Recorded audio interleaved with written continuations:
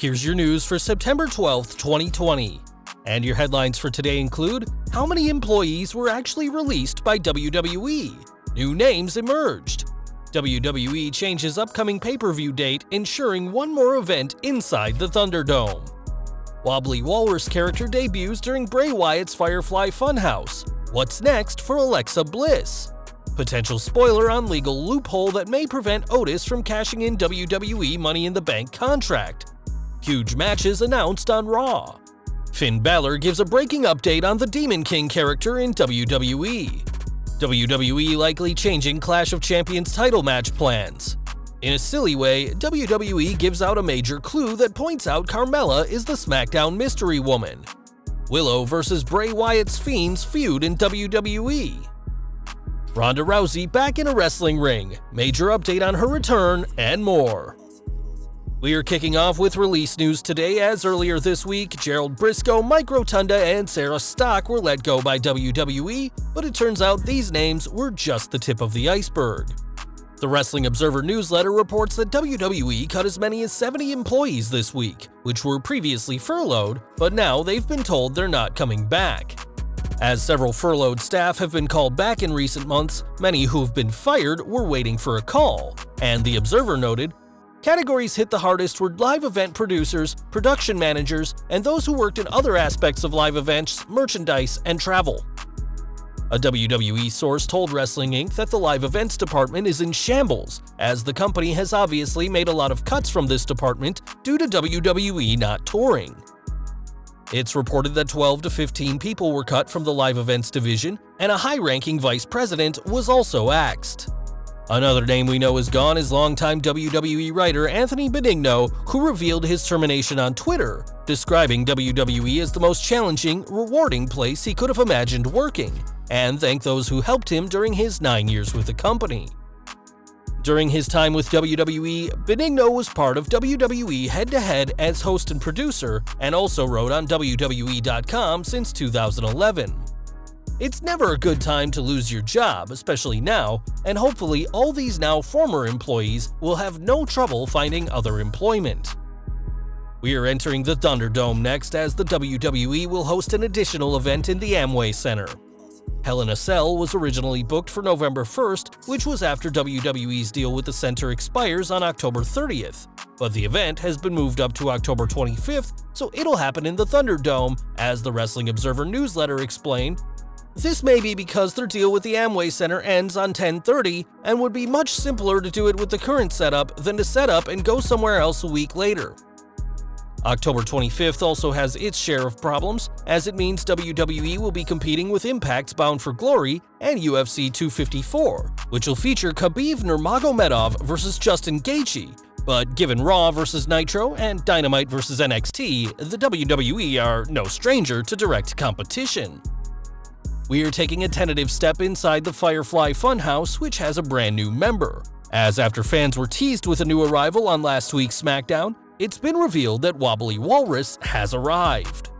We can't help but think Wobbly is a dig at Paul Heyman, as the special counsel for Roman Reigns has been called a walrus by the likes of Stephanie McMahon and others during his tenure, and given Heyman's connection to Roman Reigns, who took the Universal title off the Fiend at Payback, Wyatt seemingly isn't done with Heyman or Reigns. But what do you think?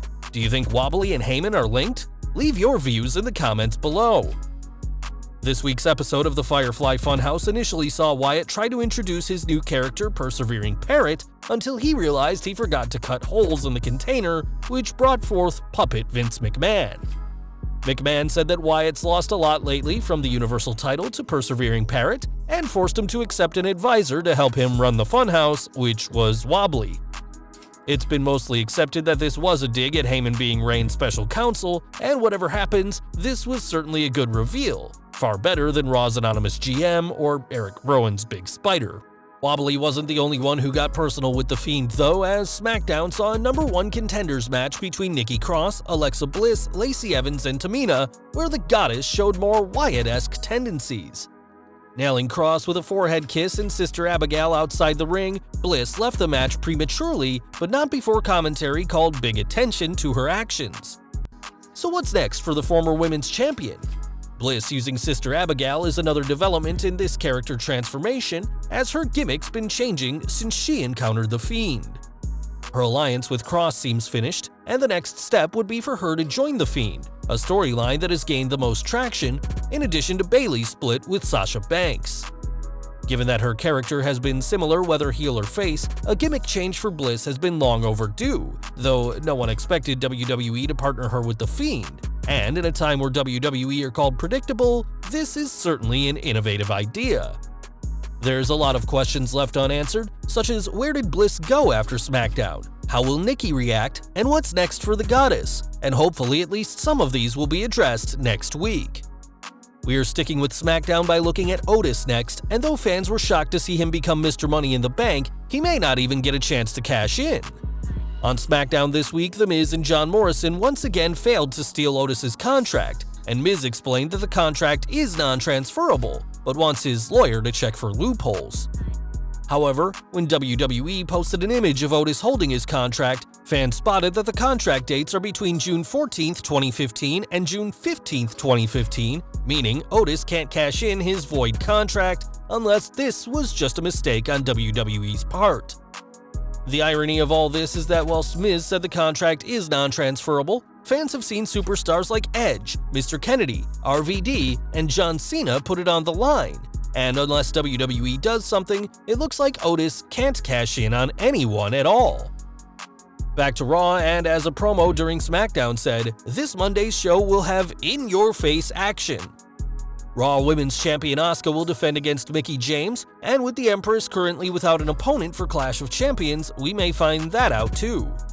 In a non-title Champions vs. Champions collision, the Street Profits will face Shinsuke Nakamura and Cesaro, and during SmackDown, it was announced that Dominic Mysterio's 6th match in WWE will be a steel cage match against Seth Rollins. This week, the Mysterio family beat Murphy to a pulp with kendo sticks, and we're sure Dominic hopes to do the same to Rollins. And in a first-ever collision, WWE Champion Drew McIntyre will face Keith Lee in the Limitless One's 6th main roster match. And with Lee growing in popularity every week, we doubt this will be the last time he shares the ring with a WWE Champion. Over to AEW now, as Chris Jericho may have let news leak about a huge signing. During his podcast, Jericho said that he believes Serena Deeb has received a contract after she was released as a WWE Performance Center coach earlier this year. She's since found her way to AEW and wrestled against Thunder Rosa, and if Jericho is to be believed, fans may be seeing plenty more of the veteran from now on. Back to WWE, and with Finn Balor once again NXT champion, it looks like his Demon King persona is tucked away for now. Balor's return to NXT after losing to a debuting Fiend last year saw a new attitude from the Irishman, and while speaking to Digital Spy, Balor brought up the Demon King, saying, "I feel like the Demon was supposed to be a one-off in Tokyo Dome, Japan, and it grew into this completely separate entity that for some time I had control over, and then eventually it just kind of spun out of control. I was trying to please too many people and not pleasing myself. I feel like I lost a grip on what the character was and what I was utilizing it for. I feel like the main element that the Demon had was the element of surprise, and I feel like we lost that in a sense, and it became more like a crutch for Finn. It's definitely not dead and buried. I feel like there's a time and place for everything, but right now I feel like the Demon character is something that would maybe be a step in the wrong direction for what I've done over the last 11 months in NXT. So there will be a time and a place where we get the Demon versus Bray Wyatt, where we get the Demon versus Braun Strowman, where we get the Demon versus Brock Lesnar. But right now, I'm interested in defending the NXT Championship." With Balor now NXT Champion and looking for a challenger, it doesn't seem like fans will be seeing the Demon persona, which lends itself to a babyface role that Balor simply isn't in at this time. Of course, you can never say never, and odds are we will see the Demon King return given the big money WWE has made off that look, but for now, Balor's focus is remaining NXT Champion. We are looking ahead to Clash of Champions now, as one title match originally planned is now off. As noted in the Wrestling Observer newsletter, the original plan was for Raw Women's Champion Asuka to face off against Shayna Baszler, but now the Queen of Spades holds the women's tag team titles with Nia Jax, and that match is seemingly off. Now WWE will need to find a new challenger for the Empress's gold, though they could always have Baszler pull double duty just like Asuka did at SummerSlam when she became Raw Women's Champion. It's currently unknown who will be challenging Asuka or Baszler and Jax, but expect confirmation as we approach the pay-per-view. Speaking of WWE's women's division, fans recently saw a vignette teasing a mystery woman, and last night Smackdown saw another vignette air, revealing that the woman has blonde hair. The week prior, fans saw the mystery woman wears heels, and it's been reported that this woman is the returning Carmella.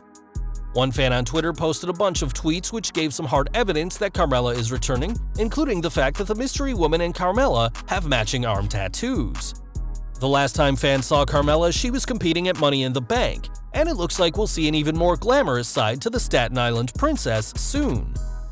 One person fans won't see on SmackDown is Miro, as the AEW star was recently at the NBA playoffs. Logging in for the Clippers vs Nuggets match as a virtual fan, Miro was put on the front row on TNT, which also airs Dynamite, and he sported his new blonde look he debuted on Dynamite.